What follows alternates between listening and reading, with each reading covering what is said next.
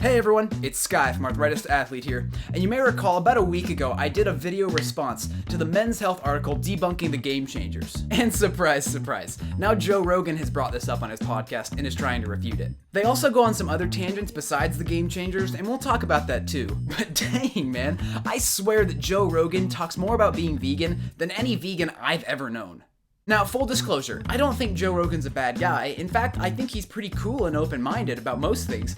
But when it comes to his food choices, he's anything but open-minded. You can tell that most of his arguments are kind of just gut emotional responses to his worldview kind of being threatened, because they're really not based in reality. Alright, so no more delay, let's jump right in and talk about it.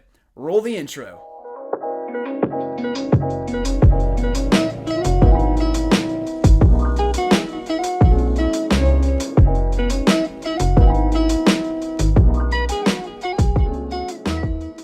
Let's not waste any time. Let's jump right into their first rebuttal. So when do hunters ever get confrontational and violent with people who don't want to eat meat?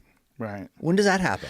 I don't know, man. I've definitely seen a few hunters get defensive about their right to kill animals before. But let me ask you something. When did slave owners get all confrontational and violent about people not wanting to own slaves? Now, you may think this is just a stupid and unfair comparison, but think about it for a second.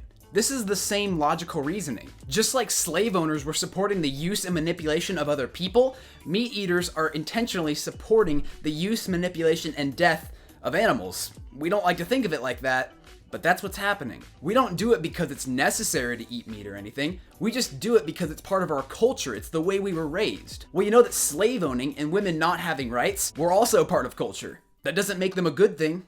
Cam Newton, who is a quarterback of the Carolina Panthers, he went vegan and he cannot get healthy. He's been injured, just been on a decline, and it's like almost hand in hand with the change into vegan. Okay, this is hardly even an argument. One, Cam Newton was having problems before he ever even went vegan. And two, the injury rate for the NFL is crazy high. Just take a look at these injury reports just for the month of October. We could have talked about any of these meat-eating NFL players getting injuries, but no, you know that Joe is just gonna single out the one vegan getting injured. You know, I hate to use the term cherry picking, but this cherry picking is made even more evident when we see that 15 members of the Tennessee Titans NFL team actually say that a plant-based diet helped their recovery. Well, you know that guy, Dr. Sean Baker. He's the advocate of that carnivore diet. He marks all these people that were originally in that Game Changers documentary that James Cameron put out. Yeah. A of them quit before the movie came out, and they had to pull them out of the movie because they were vegan, and because of health reasons, they had to quit. Right. It's an indoctrination movie.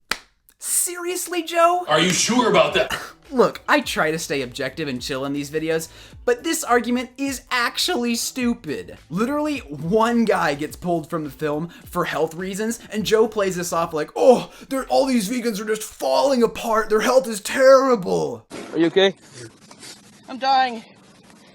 Help me. This one guy, Tim Sheaf, was drinking his own urine. Magic juice right here. Oh, I need some of that. What is it? Drinking other people's urine. I've drank Ted's. Yeah. 3 people here have drank each other's piss.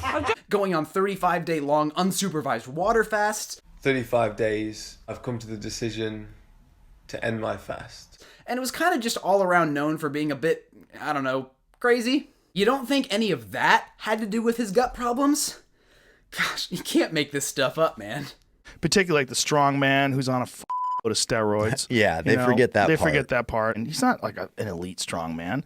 When I had Robert Oberst in here, right, he's like, everybody eats the same shit. He's like meat and rice. Like they eat meat. Yeah. Like all those strongmen eat the same thing. The real strongmen, the ones who actually win the competitions. Okay, so this actually might be true. Patrick Baboumian very well might be on steroids, but this is such a flawed argument against a plant-based diet. All these other strongmen that actually win competitions, as Joe says, they're all on massive amounts of steroids too. I have the power! So let me get this straight.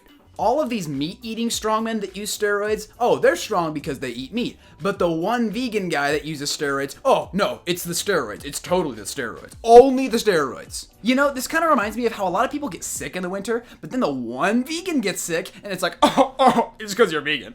Aren't I so funny? Yeah, I've just kind of been feeling a little under the weather lately.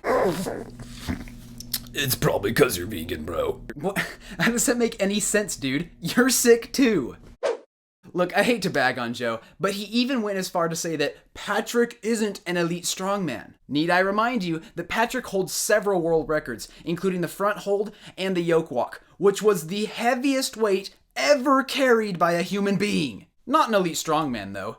Really, man? Just listen to what you're saying. Folks, we're omnivores. We're omnivores. We exist better. We are more healthy on an animal and vegetable diet. Well, Joe, you and most other people might think that humans are true omnivores, but the fact remains, humans are primarily herbivorous. It's true that we're omnivores in the sense that we can digest meat and eat it in a pinch to get by, but if that's our criteria for an omnivore, then I guess cows and horses are also omnivores. True omnivores do not, and I repeat, do not get heart disease, whereas that's our #1 killer. Huh, I wonder why. We might have been told growing up that we're omnivorous, but the fact remains, humans are primarily herbivorous and we have virtually no adaptations for meat consumption, whereas we have several adaptations for plant consumption. This is made even more evident when we consider that the only diet ever proven to reverse heart disease, a condition which affects only herbivores, is a whole food, plant-based diet. And the real nail in the coffin here is that vegans are at drastically lower risks for most chronic diseases that we suffer from in this country, most notably diabetes. From the Adventist Health Study, which, let me remind you, included one of the healthiest meat-eating populations, it was found that vegans were at a 78% risk reduction for diabetes. That is the most insane public health statistic I have ever heard. That's crazy. Okay, now on to their next claim. But if you want to be healthy, just eating only vegetables is a hard road. So it seems that Joe actually might be a bit confused on what vegans actually eat. I would agree with Joe in saying that eating only vegetables, that's a pretty hard road. But the good news is, vegans have a much larger selection of food than that. I got beans, greens, potatoes, tomatoes. Vegans don't just eat vegetables. Plant foods actually come in a variety of different sources, including fruits, vegetables, whole grains, legumes, nuts, seeds, and other tubers. Listen, large-scale agriculture is terrible for the environment. It's terrible. Oh, well, it's good we can at least agree on something. Elk?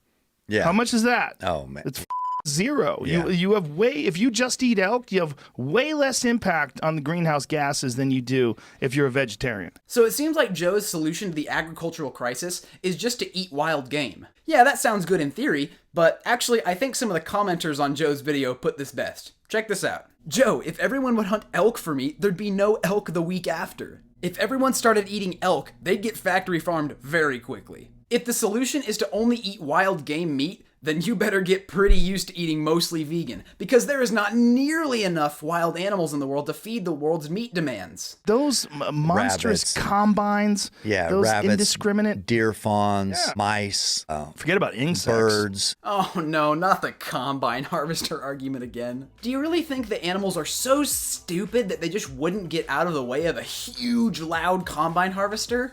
No. But hey, let's consider that they're right.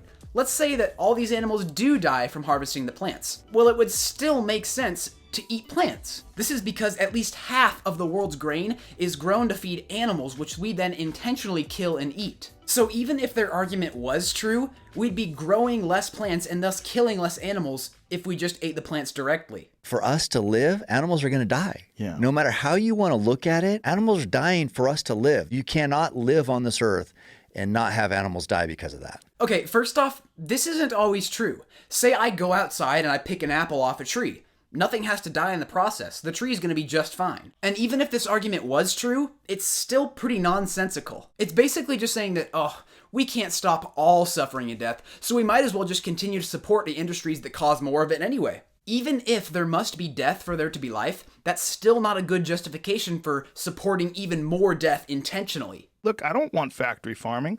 I think it's terrible. None of that appeals to me at all. When I see chickens stuffed into cages like that, I don't want to have anything to do with that. And I see pigs stuffed into those cages next to each other. I don't want to have any part of that. I want to boycott all of that. I think we all agree with Joe here. But I also think it's time we start putting our money where our mouth is. These industries are literally defined by their customers. So if you don't support factory farming, stop buying factory farm meat, which is like 98% of the meat on the market. I've heard so many people use this excuse of, I only eat humanely raised meat. whatever that means. But every person I've ever met that says that doesn't actually do that all the time. They just say that to make themselves feel better. And unfortunately, I'm pretty sure that's where Joe is at. Alright, now wrapping up here, I thought I would just point out how so many comments on this video are just people pointing out how biased Joe is in this conversation. I think they really speak volumes. Here's some of my favorites. I've never heard a more biased conversation in my life. Joe, I talk about veganism more than vegans because my conscience is guilty. Rogan.